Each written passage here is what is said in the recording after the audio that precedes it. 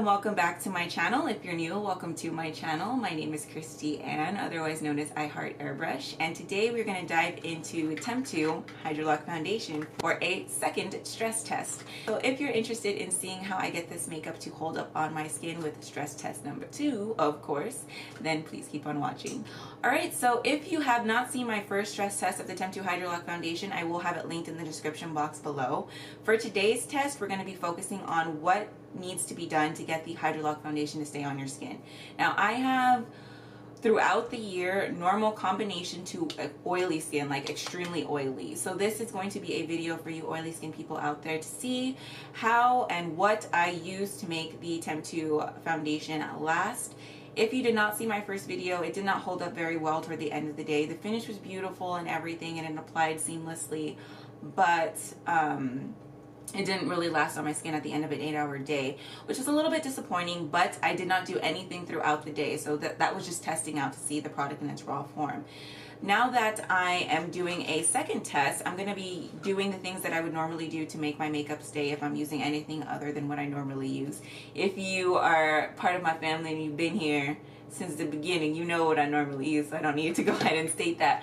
But anytime I'm using any other makeup or any other brands of makeup, usually I have to do a few extra steps to get it to stick on my skin, especially silicone based makeup, because I have oily skin and silicone and oil don't really agree with each other the majority of the time. You know, there might be like a miracle case where it does agree with each other, but for the majority of the time, at least in my experience, it does not agree with each other. So if I want to use silicone based makeup, I have to do a bunch of extra steps. That being said, I'm going to go ahead and knock out those extra steps using the Temptu Hydra Foundation, and we're going to go ahead and see the wear power of the extra steps and see what you really need to do to get this makeup to stay on your skin. So with that being said, let's go ahead and dive right into the process of putting my makeup on and get on with this stress test. Alright, so I'm going to start by taking my Skin Prep Pro. It's a good toner if you want to get your makeup to stay on. And I'm just going to apply it on my skin like so. Now I'm going to take my Rimmel Stay Matte mattifying primer and apply that on my trouble areas. Go ahead and keep myself nice and matte throughout the day. Yes, this stuff works wonders. Ready to go. Then taking my Temptu compressor and shade 7 in the Hydra Foundation, I'm going to go ahead and conceal some of my blemishes. Yes, I have a lot. Take a look at that coverage right there. Yes, buildable, super fast, 10 times better than the regular SB. So I'm going to go ahead and finish concealing the rest of my blemishes. Then taking Hydra shade number 10, 7 drops of it, I'm going to go ahead and apply my contour, because you know I got to have that contour.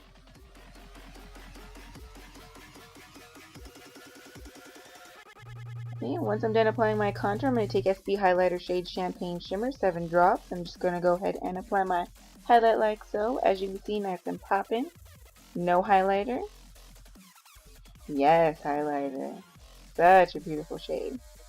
So I'm just going to go ahead and finish highlighting my face like so. Then I'm going to take Hydra shades 10 and 7. I use a total of 16 drops of number 7 and 4 drops of number 10. That is a 1:4 ratio or 4:1 ratio if you do it by the numbers I listed here. I'm just going to go ahead and apply my foundation like so. Because I use a different formula to conceal the under area, you might see some variation there. It is not the makeup. It's me. It's my preference. I like a little bit more coverage. I do not have currently a silicone based concealer. So I didn't want to put the water-based concealer underneath because I'm not sure what it's going to do with the makeup. So I figure if I airbrush my concealer, then it won't be as bad as putting a creamy product that didn't mesh with the product underneath. So that being said, that's why you see that there. So do not mind that. That's not part of this test. The test is getting the makeup to last on the face. Okay, and then the next thing I am going to do is set my makeup with my setting spray. Now I find the best setting spray to use is this Mary Kay makeup finishing spray. This is amazing and it helps any makeup that I'm wearing last on my skin with minimal oil flow, whatever you want to call it. One of the best ways to apply setting spray with the airbrush, of course. I love it. Now that my makeup is complete, I'm going to go ahead and zoom you in so you can get a good look at what my makeup looks like now, and then we will set our stress test, and I will be checking in with you throughout the day. So come on in. So this is my makeup here, my coverage. You can see blemish is covered, looks pretty good. Finish is very nice. Like I told you in my first impression, the finish is very nice, looks beautiful on camera. Okay, looks good in person too. And there you go. So that's the close-up of my face in the beginning of the stress test. So we'll see how it goes throughout the day, because you know it's hot where I'm at, but it's always hot. So it's a fair test. Okay, so now that you've seen a close-up of my face, I will be blotting my face because of course we want to do things that are going to help this makeup last. I want to show you what you have to do to get the most out of Hydrolock if you are planning to use Hydrolock. So I'll be using these Mary Kay Beauty Blotters oil absorbing tissues because this is what I normally use. I love Mary Kay for the specialty items. I think that their products are really good and they're worth the money. So far everything has worked really well for Mary Kay, so I'll be talking about the products I use from Mary Kay in another video, so stay tuned for that if you're interested. But yeah, their products are great. So now that you've seen my makeup is done and complete, the time is currently 3:14 in the afternoon. Yes, I got a late start, you know, kids, mom life takes time to get to this point, but it is 3:14. Let me see if I can get that time for you. 3:14 in the afternoon. So what I'll be doing is checking in with you. I'm gonna try to give this makeup a good 6 to 8 hours of wear. I think my last stress test is about 8 hours, so I'll probably try to do the exact same so you can see how the makeup held up at the end. Like I said, we're going to be trying to keep track of how many times we need to blot throughout the day, even using all of these extra items.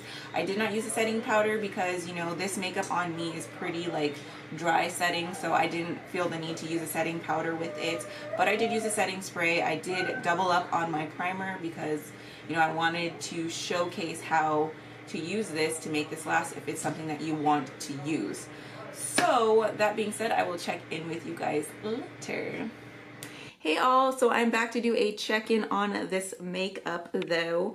So the time currently is like 7:30, 7:31, and this is what the condition of my makeup is currently. I've had this makeup on now since like 3 something, so that's a good, what, 4 hours? 3 to 7 is about 4 hours or so. Anyways, I'm not really as oily as I normally would be, so if you take a look, try to get you close enough, girl. Take a look there. Not as oily as I would normally be, especially in the T-zone area. So I think my little tips and my little tricks, you know, those extra products that I used, are actually helping the makeup's longevity. So that being said, I will go ahead and check in with you guys again a little later. I just wanted to go ahead and give you a little update here on the current situation with my skin. I probably will blot just because it's been about 4 hours. It's 100 degrees where I am, so take that into consideration. It's pretty freaking hot. But I'm gonna go ahead and blot my face, so that'll be the first time I'm blotting after about 4 hours. Little note, tidbit, side note, I did feel my face getting oily within an hour or so of having the makeup on, and then it's felt like there's oil on it, but those oils are definitely not showing on my skin, so they're not coming through the makeup, which means they're under a layer in between my skin and the makeup, which I don't know how good that is, but it's definitely a plus for the makeup for sure. So that being said, once again, I will go ahead and check in with you guys later this evening, hopefully when we get around that 8-hour mark. So see you guys later. Bye. Okay, so I figure might as well just blot here now. So I'm using one of my Mary Kay blotting sheets. Kind of blot for you guys. Kind of press it on there. So you could see there is oil on my face. Just blotting the areas that I normally blot. There is oils, as you can see there. There are oils on my face. Is the makeup coming off with it? Yes, the makeup is coming off with the blotting sheet. So hopefully there's enough on there that it won't cause it to look funny. But I'll do a close-up for you guys when I get home. Yeah, there's a lot of oil on my skin, God, and like you couldn't really tell before. I mean, I could feel it, but you couldn't really tell before. And there's not as much oil as there normally would be if I use the SB, the normal SB foundation. So lightweight silicone-based formula is looking good for those of us with oily skin. Unfortunately, it does take away a little bit of the coverage, but we will see ways to combat that, of course, later on. or how we can work with that. But yeah, there is the sheet. You can see there are oils all on it. That little tint to it, that skin tone tint, that's the makeup that came off with the oil on the sheet. Like I said, it felt like the oil was trapped between the makeup and my skin, so that could be why some of the makeup came off with it. I was pushing it down, and that could be it, just stuck with it. But yeah, so that being said, of course, once again, I will see you guys in my final check-in. Bye. Hello, so I'm back for my final check-in. It's been a little over 8 hours now. The time currently is 11:55.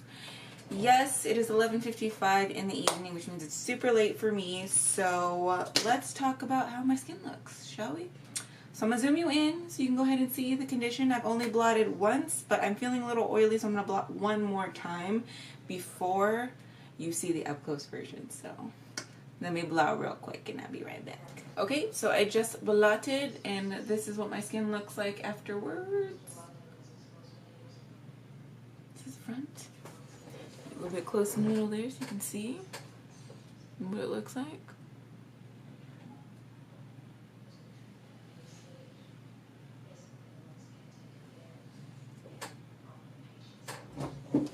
See back now.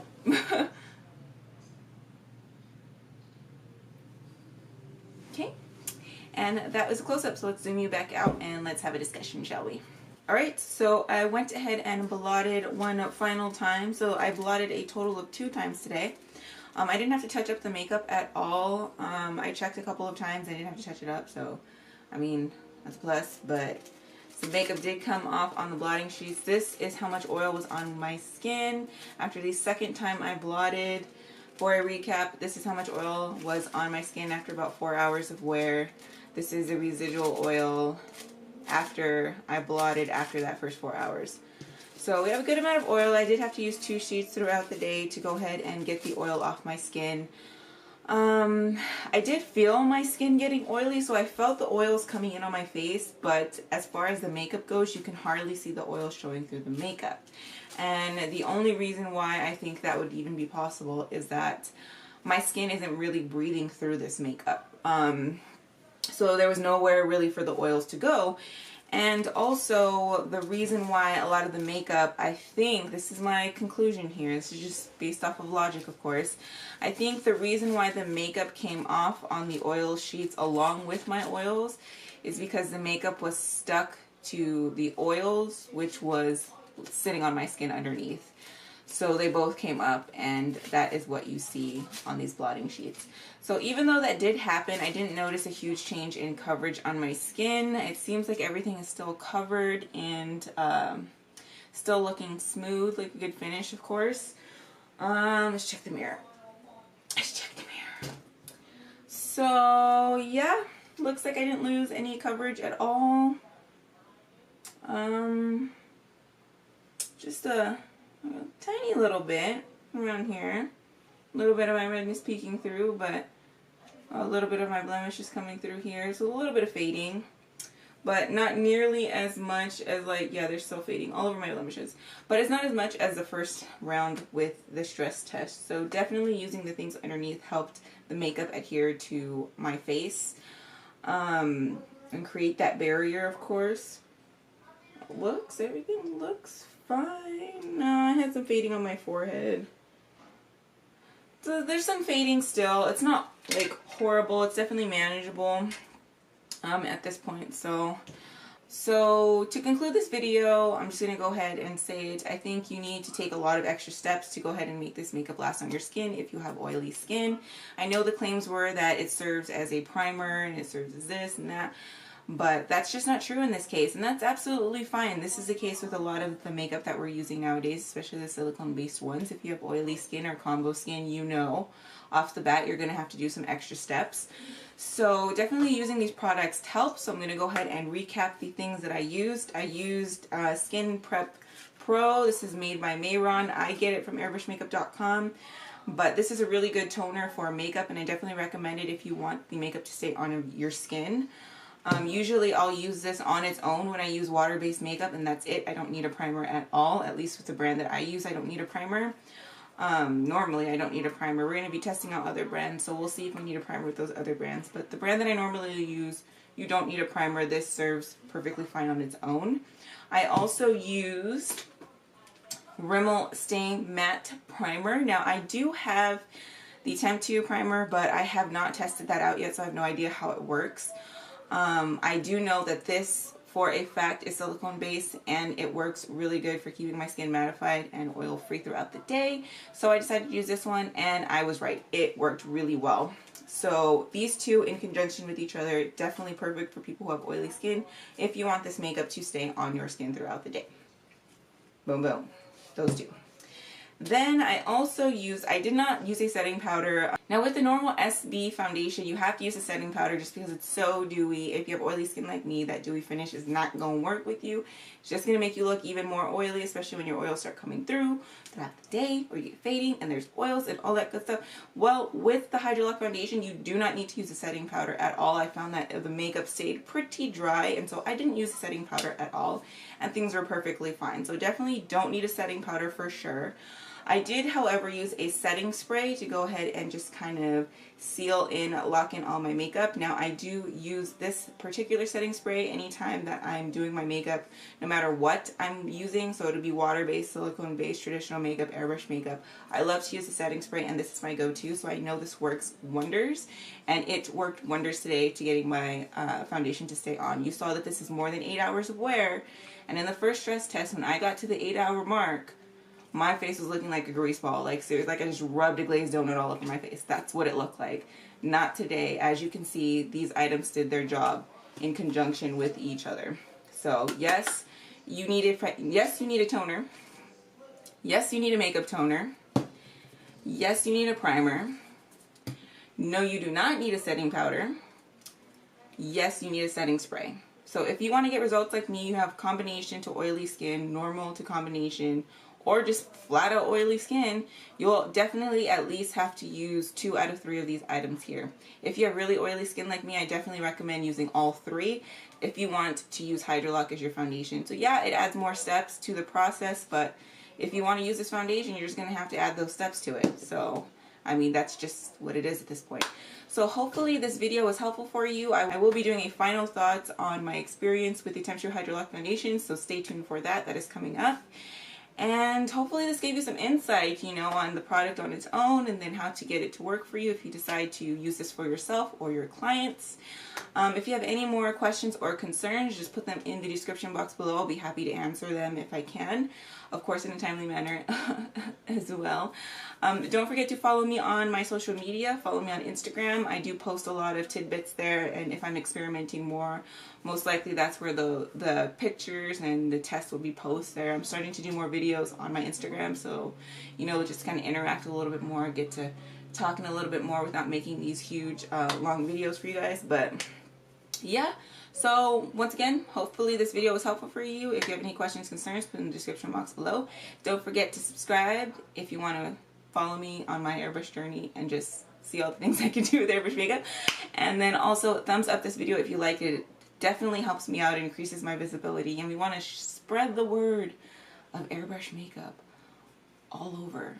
For all of those people who are curious about airbrush makeup, or the people who are using airbrush makeup and are not being as successful at it, we definitely want to help them out. So just go ahead and spread any videos that you see online of airbrush makeup. Just let's get this community, you know, spread out and out there with the rest of the YouTube community. That will definitely help those of you who are struggling with airbrush makeup, or those of you who are interested in airbrush makeup altogether. That being said, thank you so much for watching, and I will see you guys in my next one. Bye!